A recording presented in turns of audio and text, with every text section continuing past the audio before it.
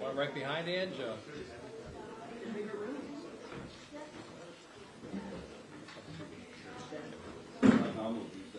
Right side. Big shot in my ear.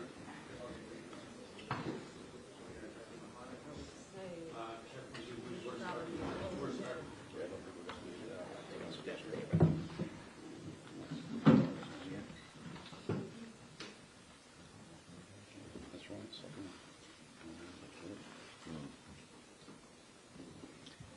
All right, morning. Thank you very much again for joining us. My name is Mike Sawstruck. I'm the Commissioner for the Department of Public Safety here in the state of Maine. We are going to give some further details from an operational standpoint about what happened overnight and kind of where we're going from here. But before we do that, I would like to ask Chief St. Pierre to come back up and join us and kind of touch on the Lewiston experience overall. Chief? Thank you, Mike, and good morning, members of the media and the public who are watching closely as law enforcement continues to work diligently on this rapidly evolving investigation. The safety of our community remains paramount. I want to assure all that a tremendous amount of law enforcement manpower, time, and effort is being utilized around the clock, literally around the clock, in every effort to apprehend the suspect as well as to safeguard this community. As the Chief of the Lewiston Maine Police Department, I am extremely thankful for the community's outpouring of support being offered during this tense and trying time. I extend my deepest appreciation for all of our law enforcement partners who have responded from literally around this nation. Again, I will ask the community to be as patient as possible with this process, realizing that there are many, many moving parts and coordination of efforts involved between multiple agencies. We will attempt to provide as much information possible as this investigation proceeds forward. I would also like to acknowledge and thank the many businesses, restaurant owners, individuals who have provided meals and other essential items to support an investigation of this magnitude. Following this press conference, details will be shared regarding counseling locations, where somebody can make a donation if necessary or asked, and the hosting of several different vigils. On behalf of the hundreds of law enforcement officers who have descended upon our great city over the last 3 days, we want to extend our heartfelt support as well as our sympathies to the victims and families involved in this senseless tragedy. Thank you, and I'll turn it back over to Mike. Thank you, Chief. I appreciate that. So I guess for starters, I want to make sure that we always take a moment to acknowledge the victims, their families, and how this is negatively impacting the state of Maine, the city of Lewiston, and really our entire country. We know when these things occur around our country, we are all so incredibly focused on what happened, and then we try to get to the why. And there are certainly times when we can't quite figure out the why, because every one of these situations is so tragic, so outside of the norm, that it makes it difficult for community members of all types in all locations, East Coast, West Coast, it doesn't matter, to fathom how these kind of things can occur in the greatest country in the world. So we're going to continue to work towards that. And as a piece of this, I wanted to come in and really speak to the partnership that we are committed to have with you. And as we start to really flow into an operational period, we have more of a pattern to see what we're doing day in and day out. I'm going to commit to you to have a morning briefing every day at 10 o'clock right here in this location. As you can imagine, some of those briefings may be longer than others, but I want you to know that you're going to see us in the morning. And we're going to go over what happened overnight, and we're going to kind of talk about what the plan of the day is. And I'll speak to that plan of the day here in just a second. I would also say that we will certainly be considering afternoon briefings as well.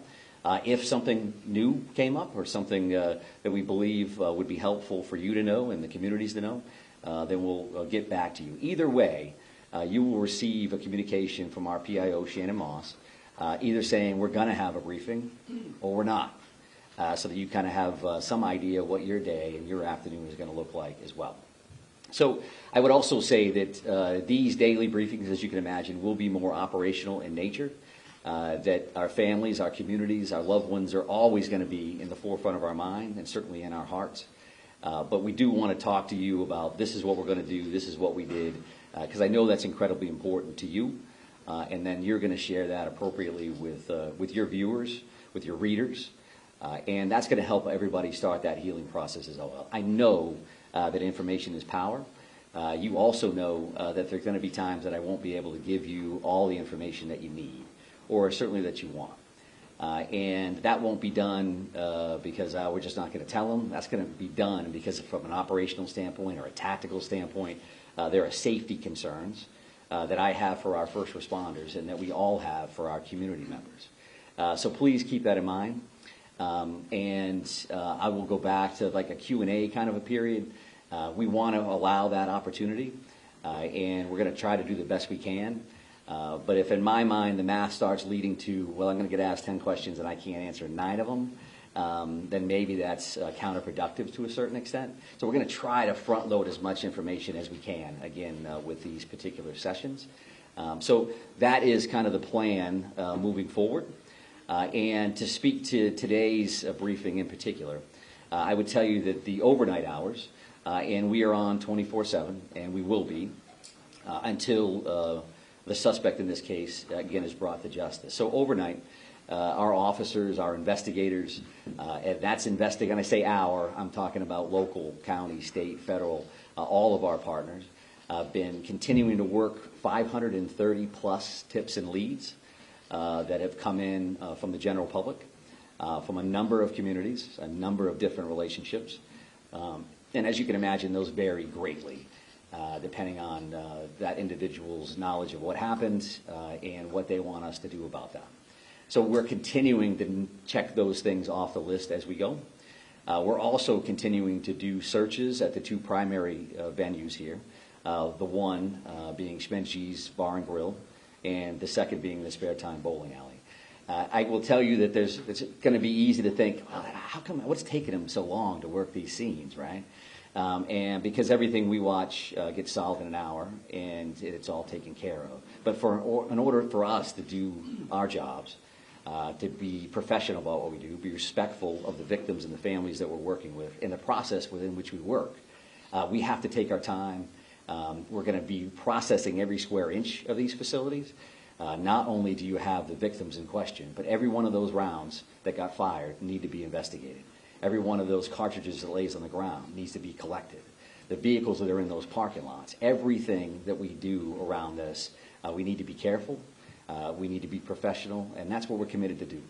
So I would expect that we're still days away from completing those particular investigations, those particular crime scenes. So you'll continue to see us at those locations without question. And because of that, there are also affidavits, and affidavits are essentially the first step in a search warrant or an arrest warrant or whatever that looks like. So we're continuing to draft affidavits ultimately for search warrants around any kind of digital media that we're hoping to attain or investigate.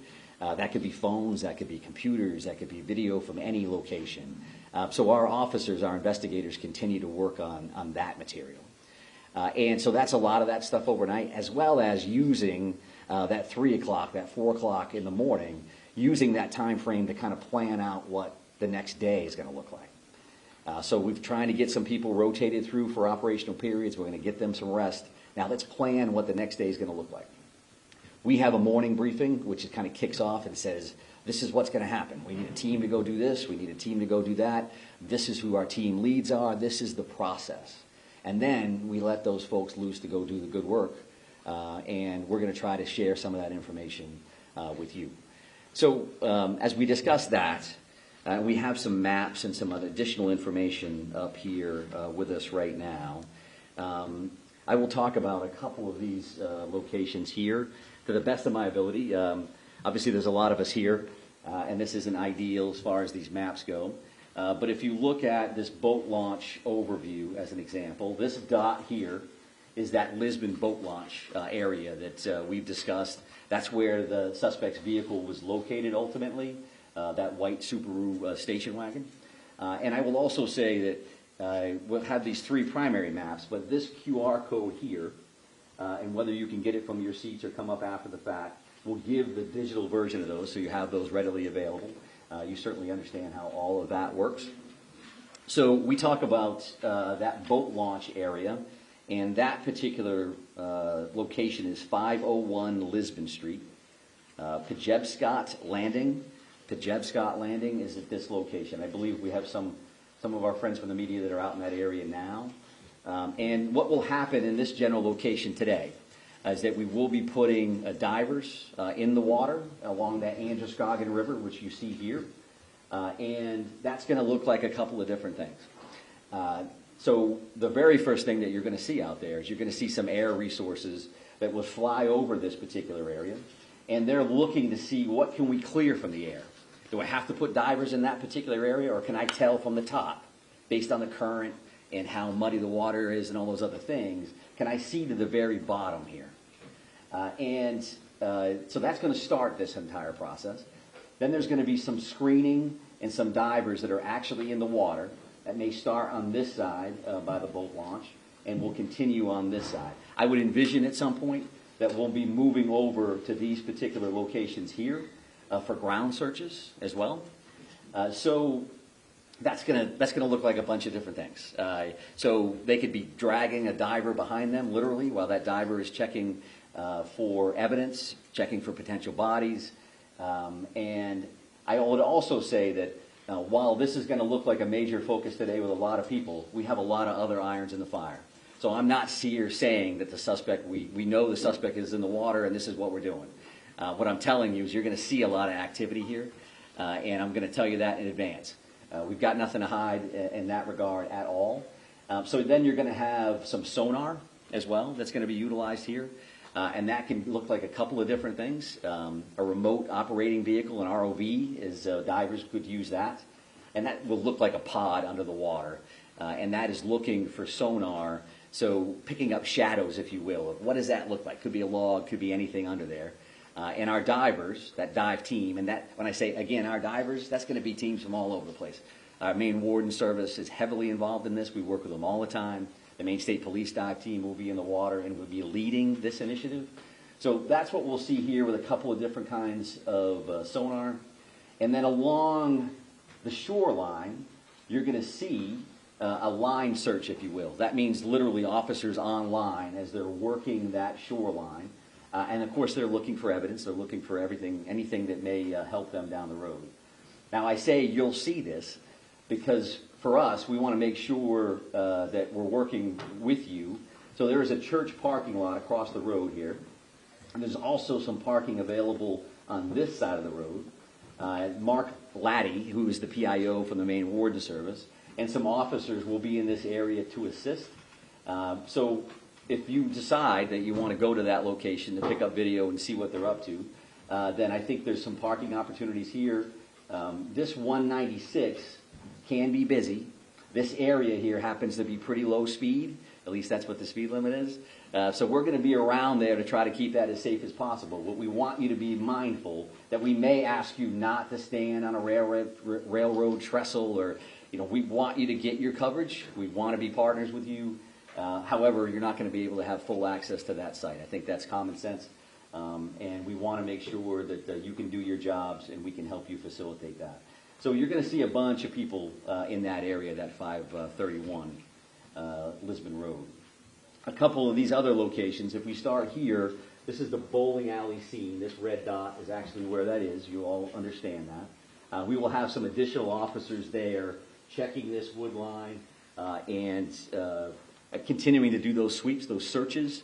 There was a lot of shots fired in these locations. We want to make sure we have all the evidence humanly possible. And then this is far from ideal, considering it's directly behind the podium. But this is... Can we do that? We're jammed in here with the wall. Yeah, we may lean towards that QR code If you can't see that, I apologize. We'll have to take a look at this particular option in the future if this works for us. But the bar and grill here, there is a red dot, and you can see some wood line around that. Each one of these locations is going to have lots of police officers there, as you imagine. A piece of all of these things will have a QRF, or a quick reaction force. So we're going to maintain security here because clearly, as you realize, the suspect in this case is not in custody. That continues to be our focus. And I think if you look at these two things, we have an investigative bucket with a great deal of resources that are investigating the crime, what occurred. And there's clearly an apprehension team here with a lot of folks that are involved in that. And of course, they're going to intermingle. That's a given. But I think in this scenario, I want you to keep those two things in mind. Because even though we're going to be active with this search and the investigative side, always in our mind, we're going to be looking for the suspect and making sure that the people that are involved in these various searches, to include yourselves, are safe. So that is clearly another focus that we have in mind. I would also like to talk about, if we talk about procedures, you talk about practices. There was a lot of activity last night from members of the media in Bowdoin. And what I would tell you is that I'm showing you these three locations. There's a bunch of others that we're going to be working on. And that's not, so we don't have 50 maps up here. We're just going to be working on other locations. And that's not meant to be secretive. That's just to tell you that we're going to be all over the place.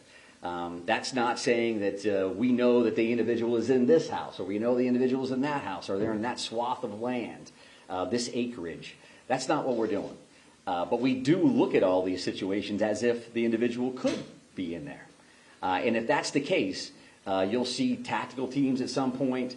A lot of folks are just dressed in a more casual manner, or a BDU, a battle dress uniform, just because they're going to be out in the woods and they're going to be out crawling around. So that doesn't mean, just because we're making announcements on over a PA system, that the individual is in there and we have an armed standoff and there are police swarming. There's just a lot of resources that it takes to work these scenes, right? I mean, I think that part of it, again, is common sense.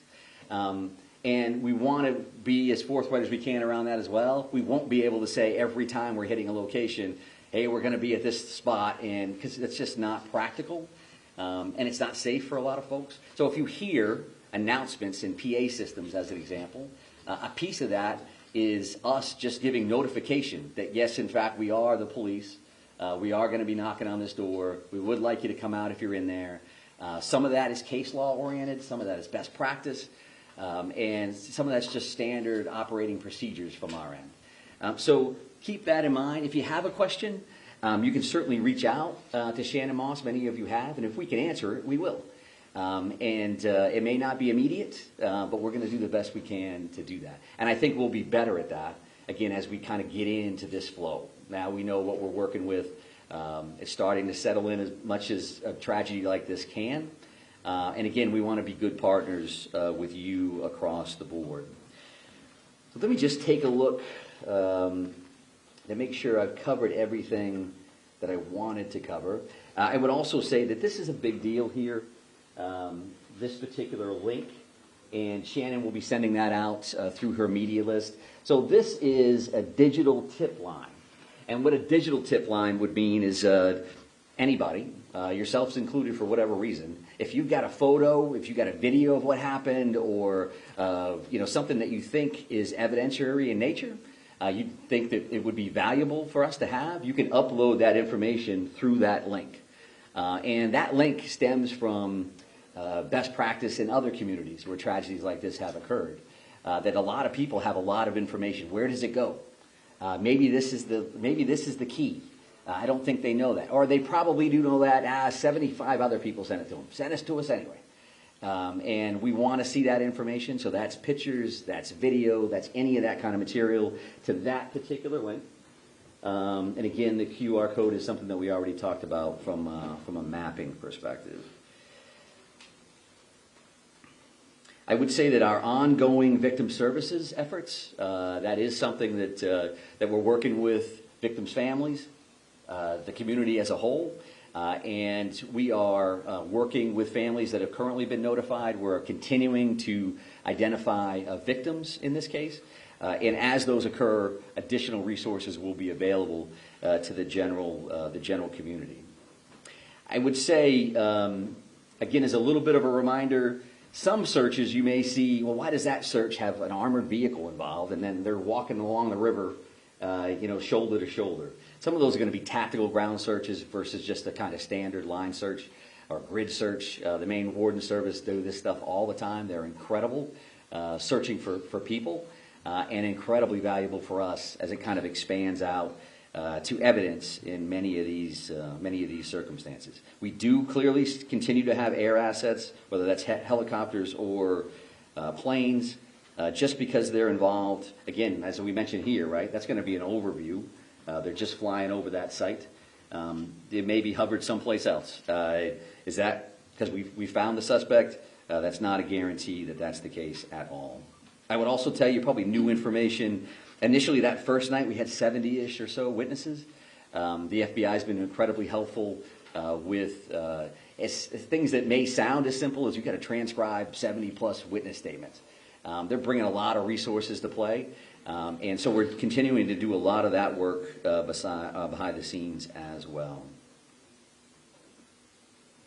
I think that the shelter-in-place order, right, that's currently in place for Lewiston, Auburn, Lisbon, and Bowdoin. When you hear the names of those communities, obviously you know that a lot of our focus, a lot of what occurred in those communities, whether it's Bowdoin because that's where the suspect's house was, Lisbon where the car was located, or Lewiston, Auburn, some conversation earlier about Auburn locations, and Lewiston where the focus of those first two tragic active shooter situations occurred.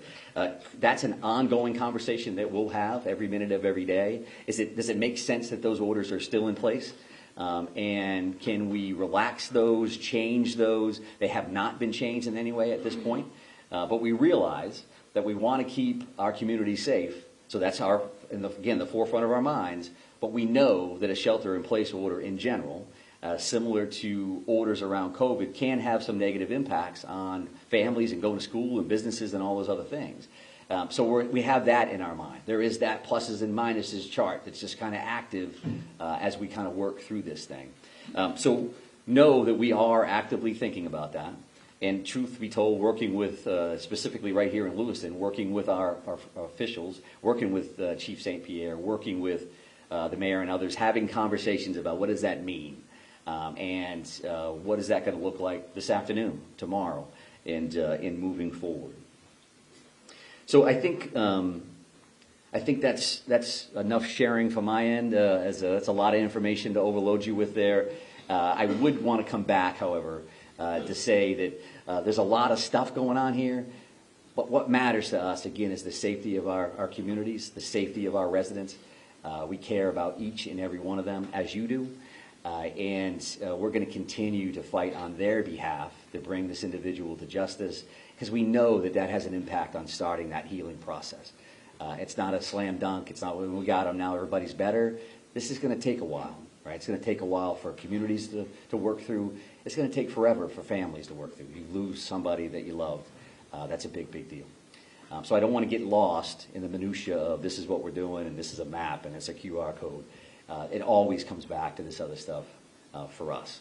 So again, we're going to try the Q&A deal and see where we go. Go ahead, right here. There were reports that you all found a note at his home. Do you know the contents of the note, and can you share that?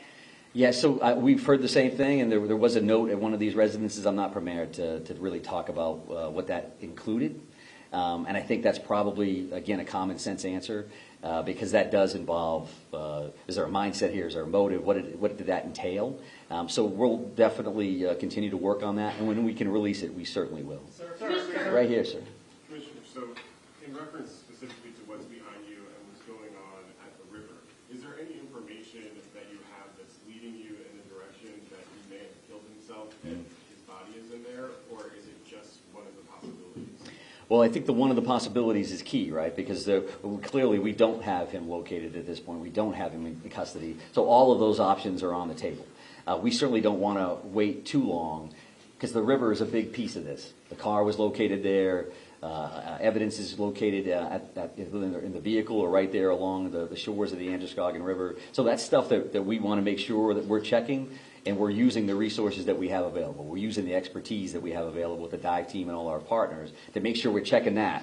At the same time, right, we're checking all these other things. We're working through the crime lab on this other information. So all of those things are occurring at the same time. I would also state, and I want to make sure that I say this because they've been very, very helpful. The Brookfield Power Company owns 2 dams, operates 2 dams in this area, and they've been very cooperative. You know, they live it every day.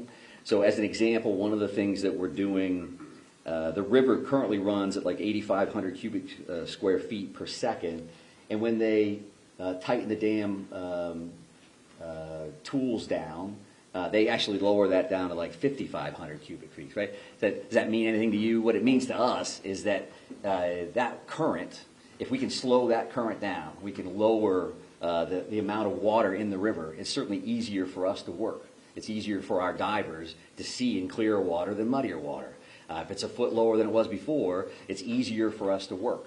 And there's different searches, obviously, but unfortunately, people lose their lives in bodies of water on a regular basis. So this is something that we're trying to dial it in. But yes, sir, right here.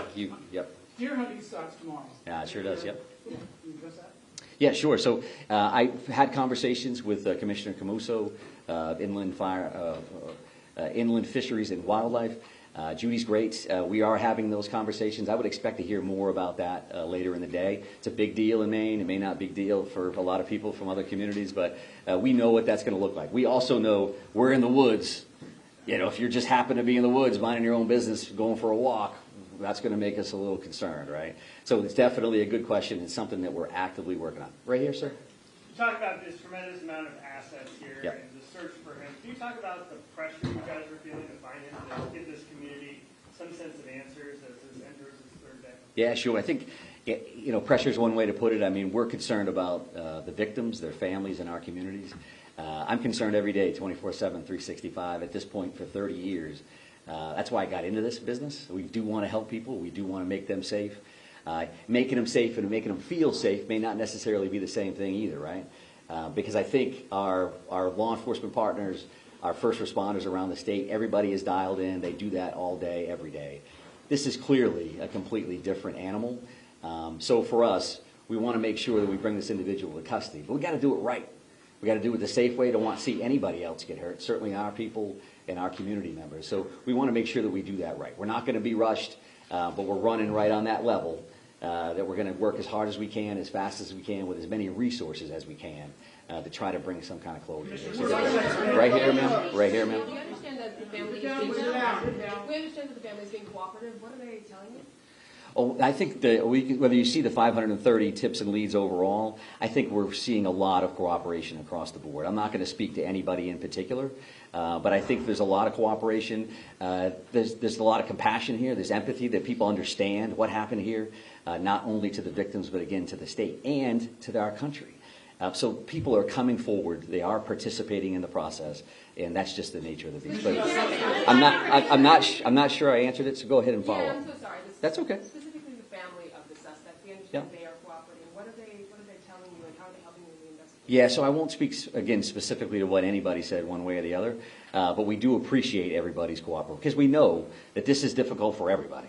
No matter how you could be the neighbor of somebody. This is tough for people to digest and to understand and to try to work through. So that's a good, right here, sir. Right here. Thank you very much, sir. Yeah. Specifically, warning. Forget about information.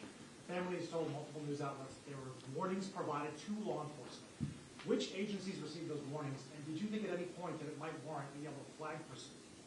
Well, I'm heavily involved in the yellow flag conversation overall, but the reality for today is I'm not going to talk specifically about who knew what and when. We're still actively involved in a very dynamic situation here, and we're focused on an individual that currently has 8 warrants out for murder. We're trying to figure that part out, trying to bring him into justice, as well as investigate this crime. There will be a time Can you when confirm the warning, though? Can you confirm warnings were issued? I cannot confirm that one. So, Yesterday, sir, right here, Yesterday, the Senator Collins said that the yellow flag law should have been enforced in this situation. So as you stand here today, what is your response to that? And also, as you stand here today, was law enforcement notified of the threats that he was making, of his condition? Were they aware of it, and what steps were taken to investigate that? Yeah, I appreciate the question, and Senator Collins is great. We have a great federal delegation that works incredibly hard on behalf of the state of Maine. I don't know exactly what the good senator said. I respect her a great deal. So I won't answer to any comments that she made. If that's her perspective, based on what she knows through the general public or otherwise, then that's fine. She certainly has the right to do that.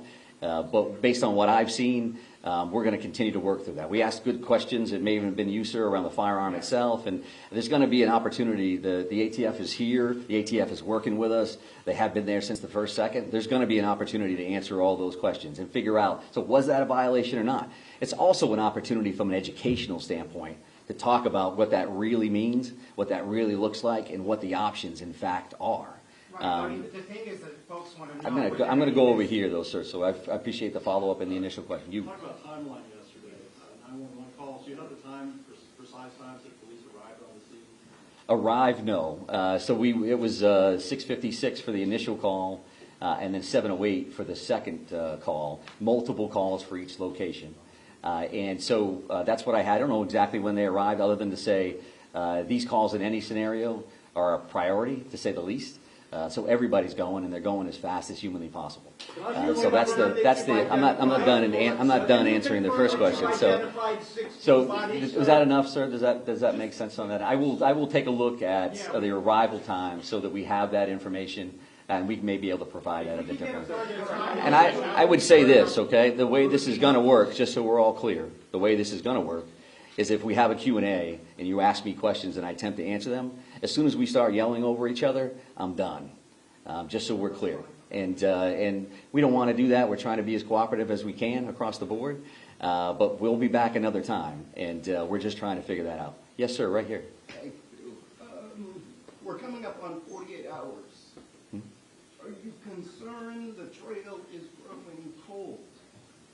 I think that every minute that this goes on, we're more and more concerned, because what's the next thing that's going to happen? And we understand that. And that's why we're working 24/7 to bring this individual to justice and to try to bring some closure and overall safety to our communities. So yes, we feel that just as much as the community member does or any of us. This is a privilege. This is an honor we have to do something about these tragedies when they occur. In many instances, I've been in those scenarios. This happens out of state. You're sitting on your couch wishing you could do something to help.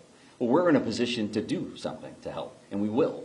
There's no question in my mind that we will bring this individual into custody one way or the other. I'm going to take one more question from you, sir, and then we're going to be done. Confirm that you've identified 16 out of the 18 bodies, and if so, can you confirm the demographics, please? Yeah, and I think that that may be a question, the specifics may be a question for a future briefing. We have identified and notified the families of 8 of the 18 fatalities that were involved in this incident. We mentioned those 8 murder warrants, and the reason why we have 18 victims, we only have 8 of those warrants. That's because 8 of those people have been identified, and 8 of those people, the families, have been notified, which is certainly key for us to make sure we get that right. But further demographics around that, the colonel gave gender yesterday, and we'll take a look at ages and some other information. I'd like to be able to honor the group of victims by talking about them in a specific session that I would view coming shortly. 8 of the 18 have been identified and notified, not 16, and I don't know where that came from. So thank you very much. I do appreciate it. We will see you again along the way. Thank you. Hold still, everyone. Come on. Come on.